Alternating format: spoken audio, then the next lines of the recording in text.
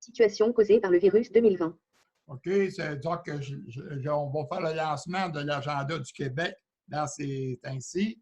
Fait que là, c'est le temps, autrement dit, que les rassemblements ne sont pas permis. Mais ça fait rien, on a le temps de se préparer. Nous vous offrons un nouveau travail, un nouveau concept.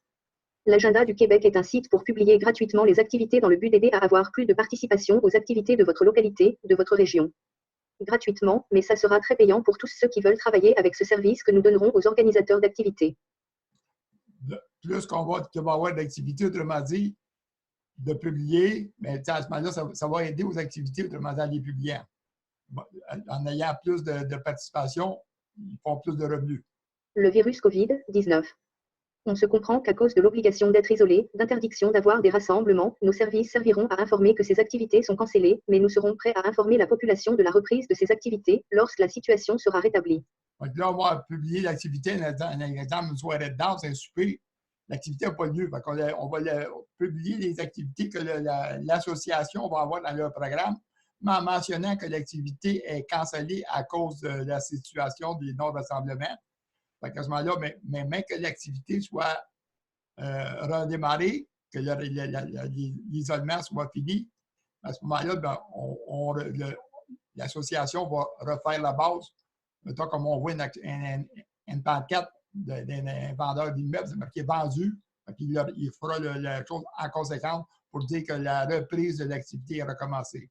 Remarque, lorsque vous cliquez un bouton, un lien, ça ouvre une nouvelle fenêtre, nouvel onglet, presque chaque fois. Ainsi.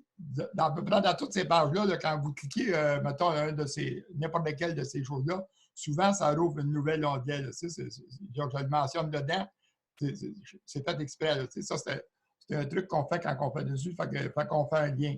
Ça rouvre une nouvelle onglet, une nouvelle fenêtre, je le répète. Remarque, lorsque vous cliquez un bouton, un lien, ça ouvre une nouvelle fenêtre, nouvel onglet, presque chaque fois. Ainsi, vous pouvez revenir dans la fenêtre précédente pour revoir ou pour rejoindre les liens à cliquer. Si vous avez oublié un lien, bien, autrement dit, en ayant une nouvelle fenêtre, regardez, je suis rendu avec plusieurs fenêtres ouvertes en haut. En ouvrant une nouvelle fenêtre, on peut revenir dedans pour si on a un lien à cliquer. C'est un gros projet, il y a plusieurs stratégies de planifier, donc il y a plusieurs pages d'informations. C'est vrai qu'il y a plusieurs pages. En les prenant, en les lisant par le narrateur, en donnant des explications, ça va faciliter la compréhension. Parce que juste le lire, à un moment donné, ça devient endormant. Parce qu'en les expliquant, en les laissant lire par le narrateur, ça va mieux. Sans obligation, je vous conseille de lire tous ces textes avec le narrateur Edge. OK.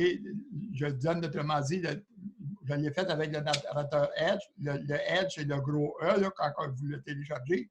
Si vous ne l'avez pas, bien, vous prenez votre outil de recherche, vous cliquez ici Edge. En cliquant Edge, autrement dit, vous allez l'avoir. S'il est dans votre ordinateur, c'est bien. S'il ne l'est pas, bien, téléchargez-le, c'est une application dedans, puis le narrateur va bien. Par contre, dans Chrome, ces choses-là, il y a un narrateur, mais je l'ai essayé, mais il ne va pas bien comme celui de Edge. Et en réalité, il y a trop de clics à faire. Fait que je vous suggère de prendre Edge. Mais si vous êtes habitué avec l'autre narrateur, pour le lire avec le narrateur, prenez l'autre narrateur. Moi, je vous suggère de prendre Edge. Je vais vous montrer comment faire. Edge est un navigateur tout comme Chrome, Mozilla Firefox, Safari et autres. Le gros E. Autrement dit, il y a Chrome, il y a Mozilla, Firefox, Safari, il y a Opera.